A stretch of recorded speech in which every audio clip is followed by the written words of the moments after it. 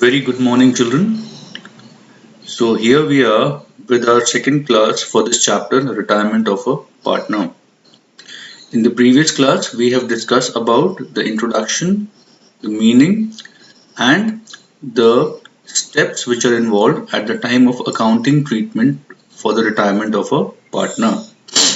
And we have seen that the first step, just like in case of admission of a partner, at the time of retirement of partner is also change in profit sharing ratio, where we have discussed the old ratio, the new ratio, and the concept of gaining ratio, where gaining ratio is equal to new share minus old share.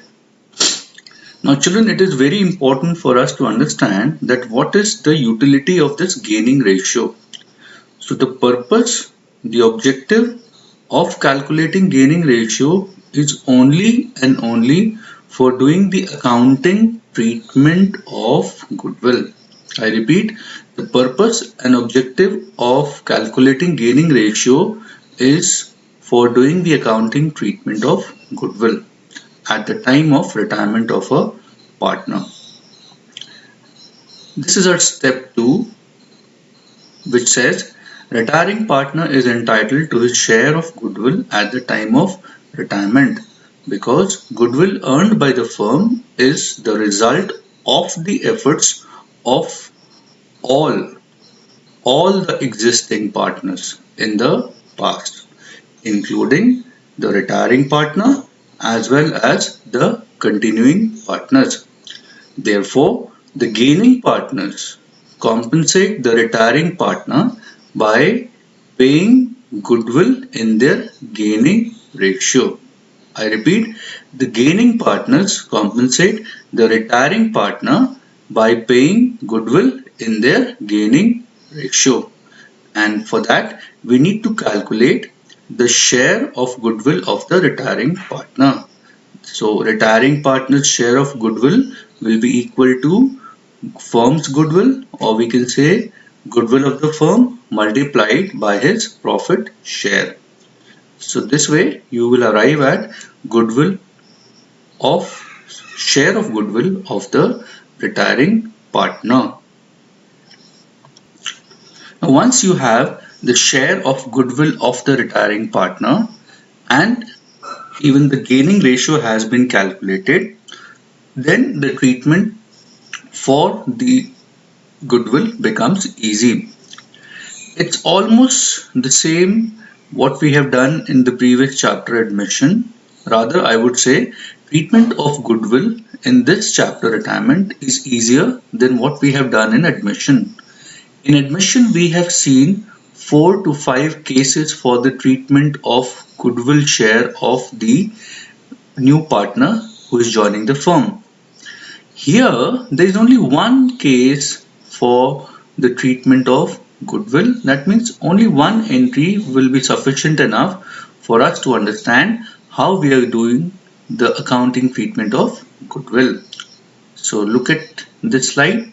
It says at the time of retirement of a partner, goodwill may or may not exist in the books of account of the firm. Therefore, accounting treatment of goodwill will be carried out accordingly. When they say goodwill may exist, that means there is already a goodwill on the asset side of the balance sheet appearing on the date of retirement.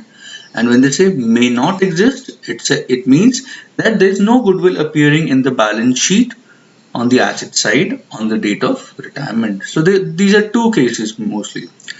Let's first discuss when there is no goodwill appearing, no existing goodwill at the time of retirement. So when goodwill does not exist in the books of accounts, retiring partner's capital account is credited with his share of current value of goodwill. Current here means present value of goodwill. And gaining partner's capital accounts are debited in their gaining ratio for compensating the retiring partner, for which the journal entry is. So this is going to be the most important entry for doing the treatment of goodwill at the time of retirement of a partner. And the entry says gaining partner's capital account debit. although it's written here continuing, but actually it has to be gaining partners capital account debit, and mostly the continuing partners are gaining partners, except sometimes when all the continuing partners are not gaining.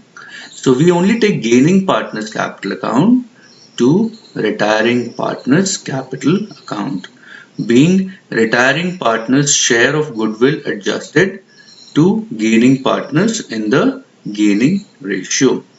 Therefore, unlike admission of a partner where the treatment of premium for goodwill was done in sacrificing ratio, here in retirement the treatment of goodwill will be done in gaining ratio. And this is what I was saying the objective of calculating gaining ratio is. So I hope this is clear. Remember this entry. When you write down in copy, you must learn this entry. Gaining partners capital account debit to retiring partners capital account. And the application of this journal entry will be more clear when we move with the questions and practice it. So here is an illustration to make us understand how we pass the journal entry. PQR are equal partners in a firm. R retires and goodwill of the firm is valued at rupees 3,60,000. Remember, this is goodwill of the entire firm, 3,60,000. No goodwill account appears as yet in the books of the firm. That means there is no existing goodwill. P and Q agree to share future profits in the ratio of 3:2. So this is the new profit sharing ratio between P and Q after R's retirement, and old ratio between P, Q and R is 1:1:1 since it's mentioned they are equal partners. Now the question says pass necessary journal entry for goodwill. Now when you approach questions for goodwill which is coming separately for the treatment of goodwill with entry being asked, your first step, remember, should always be to calculate gaining ratio. So here is the calculation of gaining ratio for P and Q, and very well easily explained here. So you can do it, understand it, and finally the gaining ratio between P and Q comes as 4:1. That means at the time of retirement of R, P is gaining 4/5 and Q is gaining 1/5. Remember this. Now, we have the goodwill of the firm given to us as 3,60,000. We will find out the share of the retiring partner R. R's share is 1/3.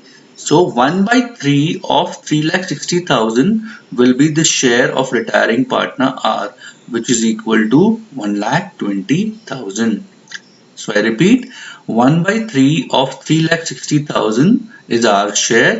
So it comes as 1,20,000. So R being the retiring partner will be credited in the journal entry, and P and Q, the continuing partners, being the gaining partners also. So this is important. P and Q are continuing partners, but they are also gaining in the ratio 4:1.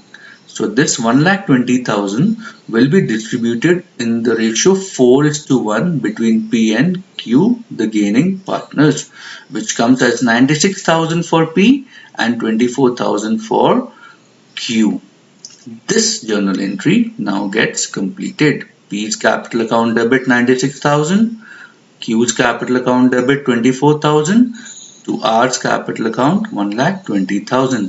And whenever there is a question coming in exam or school test for writing entry, you have to write it in a proper journal format. Do not forget. If you do not write it in format, you will not get marks, because these are smaller questions which may carry 1 marks or 2 marks maximum. So here is a very good example to understand how goodwill treatment is done. I hope you have understood. Please note down this example in your copy along with the previous theory content.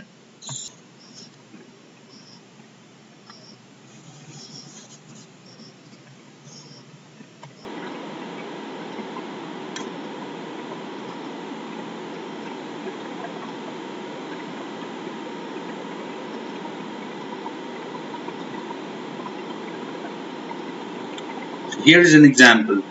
ABC are sharing profits in the ratio 3:2:1. Goodwill is appearing in the books at a value of 2,40,000. So appearing in the books means this is existing goodwill, 2,40,000. And this goodwill should always be enough. B retires, and on the day of B's retirement, goodwill is valued at rupees 6 lakh.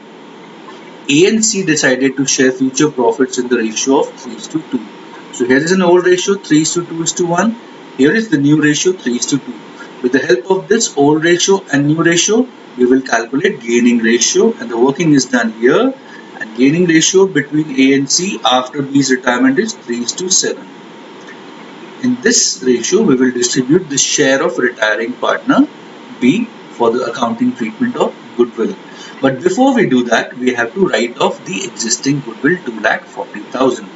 So to write off, all partners debit, A's capital account debit, B's capital account debit, C's capital account debit to goodwill account 2,40,000, and the distribution is done in old ratio between ABC, which is coming as 1,20,000 for A, 80,000 for B, and 40,000 for C, being existing goodwill written off in old ratio. Please make sure you understand this old ratio. And finally, we do the next entry. Next entry is A's capital account debit, C's capital account debit to B's capital account. And this is for the share of retiring partner B, which is coming as 2/6 of 6 lakh, which is 2 lakh. This is distributed in the gaining ratio, which is 3:7. So A is debited with 60,000, C is debited with 1,40,000. So this is the entry for accounting treatment of goodwill, being B's share of goodwill adjusted to the gaining partners in their gaining ratio 3:7. So here is the entries with two examples for accounting treatment of goodwill. It's easy thing to do. Do not make it complicated. Keep it simple, and then we move ahead with the next step of accounting treatment for retirement of partner in our next class. For today's class, we end it here, and you have to practice all the goodwill questions given in your book, in the examples as well as in the exercise. With this hope that you have understood today's simple topic, treatment of goodwill for retirement of partner. We end our today's class. Wish you all the best. Keep yourself safe at home. Keep working hard. Always be in touch with your studies, and do copy down all the content of today's topic in your notebook in the chapter retirement of partner, step 2, accounting treatment of goodwill. Thank you. God bless you all.